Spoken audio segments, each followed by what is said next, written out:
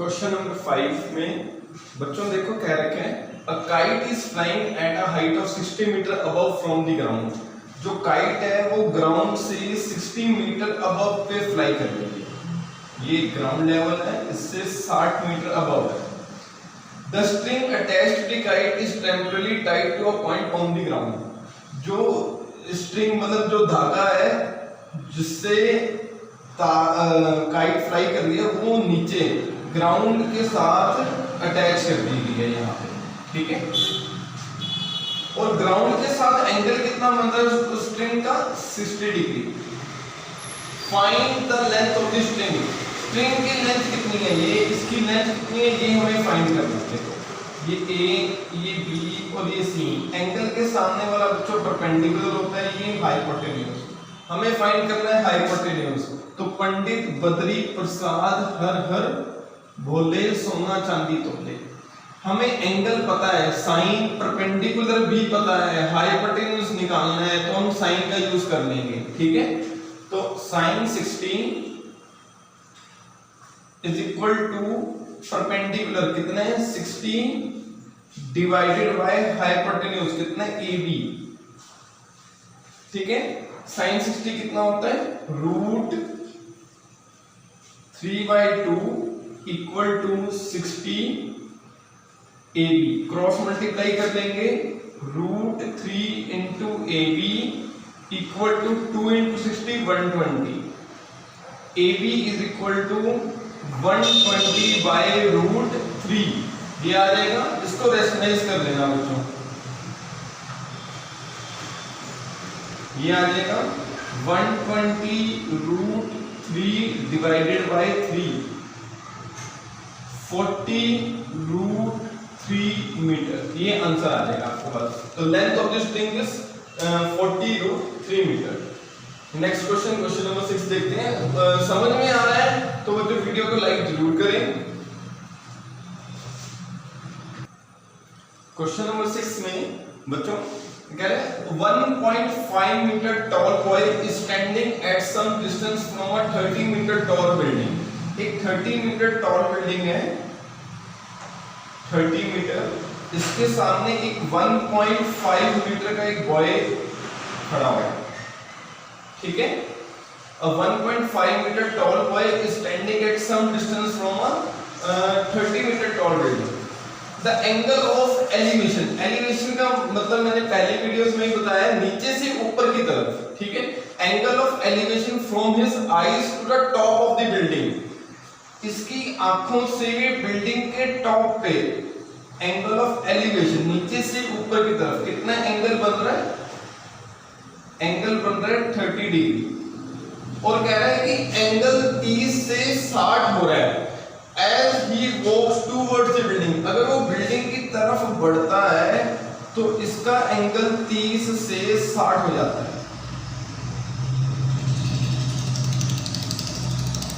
ठीक है। तो क्वेश्चन में कह रहे हैं find the distance he walk. वो कितना डिस्टेंस चला बिल्डिंग की तरफ, ठीक है, ये हमें निकालना है। तो इसके लिए ये A B C D E F ये ऐसे मान करते हैं, ठीक है। अब ये वाला जो पूरा पार्ट है ये पूरा 30 है, इतना 1.5 है, तो यहां से D से F ये भी 1.5 होगा, ठीक है। और पूरा 30 है, हमें क्वेश्चन में कह रखा है कि पूरा 30 है, ठीक है। इतना पार्ट 1.5 है, पूरा पार्ट 30 है, तो इतना पार्ट कितना होगा, पूरे में से इतना पार्ट माइनस कर दो, पूरा पार्ट कितना है 30, इतना पार्ट कितना है 1.5, 30 में से 1.5 जाएगा तो ये वाला पार्ट आ जाएगा, कितना आ जाएगा ये 28.5 मीटर, ठीक है। A से D कितना आ जाएगा 28.5 मीटर।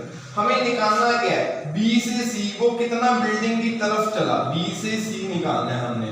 तो सबसे पहले आप ये भी triangle low, in triangle ABD, in triangle ABD, ठीक है। आप टेंजेंट 30 लेंगे। टेंजेंट 30 क्या होता है, परपेंडिकुलर अपॉन बेस, एंगल के सामने वाला perpendicular AD divided by base कितना है BD, ठीक है, हमें निकालना है कि BC निकालना है।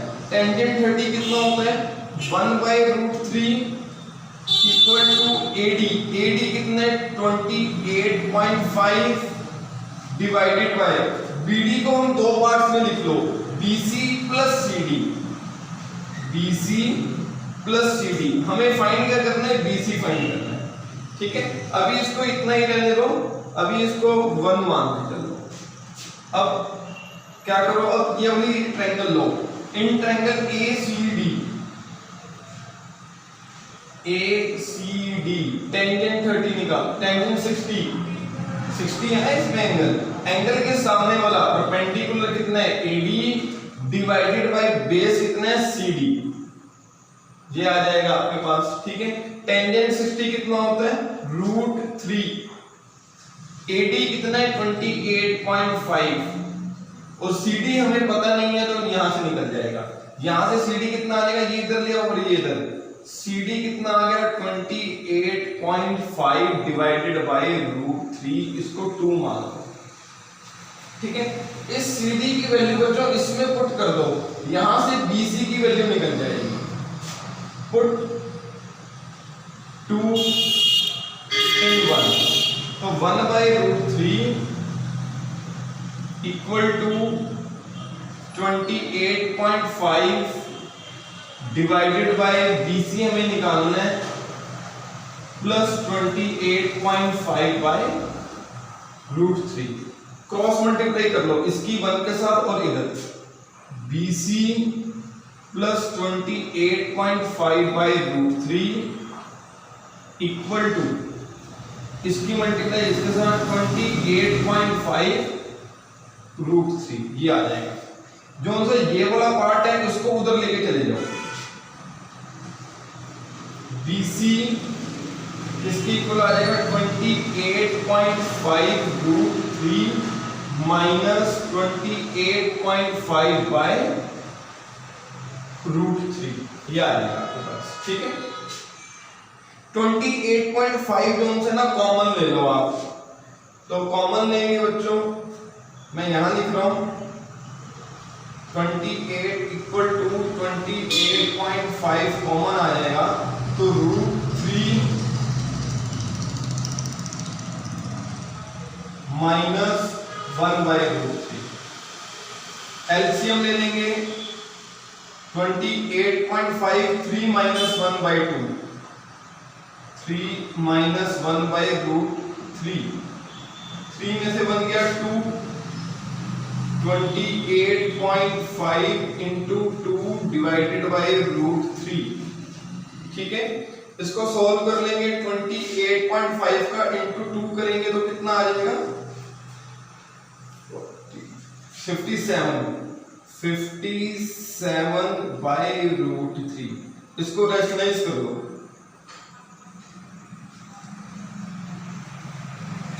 √3 से मल्टीप्लाई √3 से डिवाइड, कितना आ गया 57√3/3, ये कैंसिल हो जाएगा, 3 1 3 9 19√3 मीटर। ये आ जाएगा आंसर आपके पास कि कितना BC चला, BC कितना है 19√3, तो ये आंसर आ जाएगा आपके पास। ठीक है, समझ में आ रहा है तो वीडियो को लाइक जरूर करें। क्वेश्चन नंबर 7 में देखो, from a point on the ground, ground से एक पॉइंट है कोई भी, ठीक है, the angle of elevation, elevation हमने मतलब बताइए नीचे से ऊपर की तरफ, angle of elevation to the bottom and the top of the transmission tower fixed at the top of a 20 metre high building. एक बिल्डिंग है 20 मीटर की,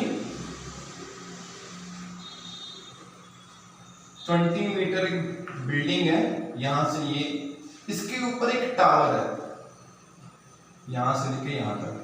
ठीक है, अब देखो ध्यान से, angle of elevation of the bottom and the top of the tower, ground के पॉइंट से टावर के बॉटम पे और टावर के टॉप पे, ये ठीक है, angle of elevation of the bottom and and the top of the tower fixed at 20 metre high building. 20 metre high building पे की टावर है, ठीक है।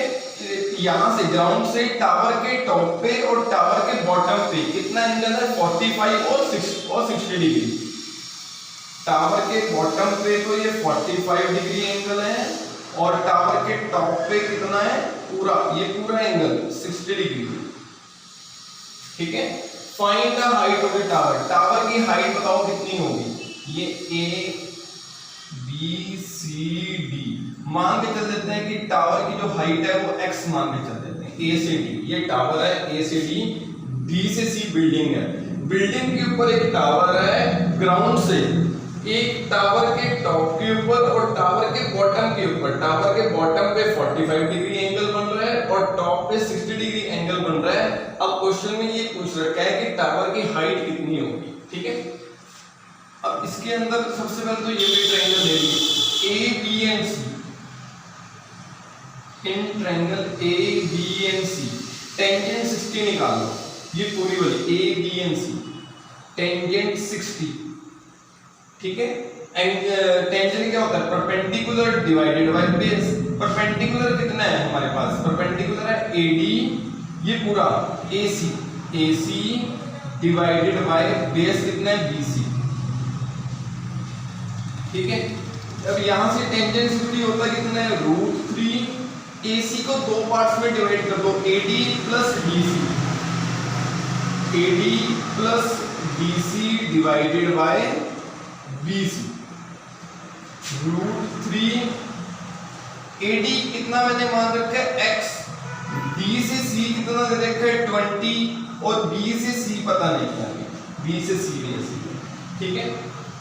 अब इसको भी तो 1 मानो। अभी एक और इक्वेशन ये बोली, in triangle B D and C, in triangle B D C ये वाली ट्रायंगल ले लो।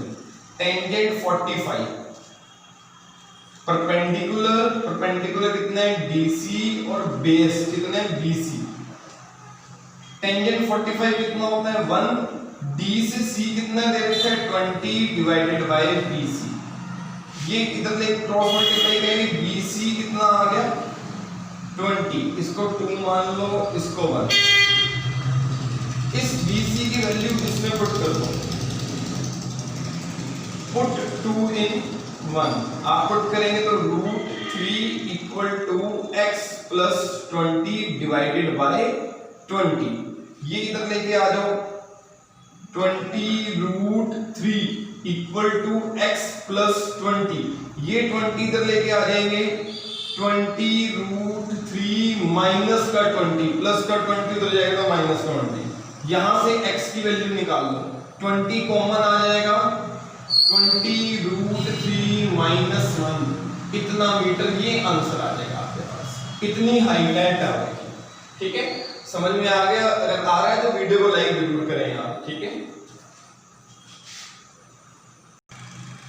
अब क्वेश्चन नंबर 8 में देखते हैं। क्वेश्चन नंबर 8 में क्या रखा है? A statue 1.6 metre tall stands on the top of the pedestal. Pedestal का मतलब क्या है? मूर्ति तल, जिसपे मूर्ति को खड़ा किया जाता है। तो एक स्टैच्यू है जो 1.6 मीटर बड़ा है, वो किस पे खड़ा किया गया? पिडस्टल पे। तो एक ये पिडस्टल मूर्ति तल ये आ गया, इस पे एक मूर्ति मीन स्टैच्यू है, उसकी हाइट कितनी है? 1.6 मीटर, ठीक है।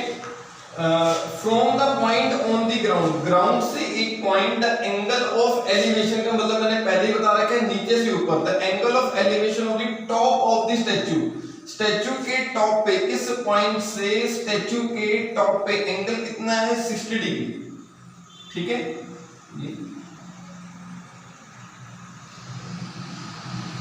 ये आ जाएगा 60 डिग्री। अब इसके बाद फ्रॉम द सेम पॉइंट, इसी पॉइंट से angle of elevation to the top of the pedestal, pedestal के टॉप पे इसी पॉइंट से एंगल कितना दे रखा है? 45 degree. Find the height of the pedestal, इसकी हाइट हमें निकालनी है। सेम ही क्वेश्चन है जैसे क्वेश्चन नंबर 8 था, 7 था, वैसे ही क्वेश्चन नंबर 8 है। उसके अंदर हमें इसकी दे रखी थी, इसकी फाइंड करनी थी। अब इसमें उल्टा कर दिया बस, ठीक है। तो स्टार्ट करते हैं, पहले ये वाली ट्रायंगल लेंगे, इन ट्रायंगल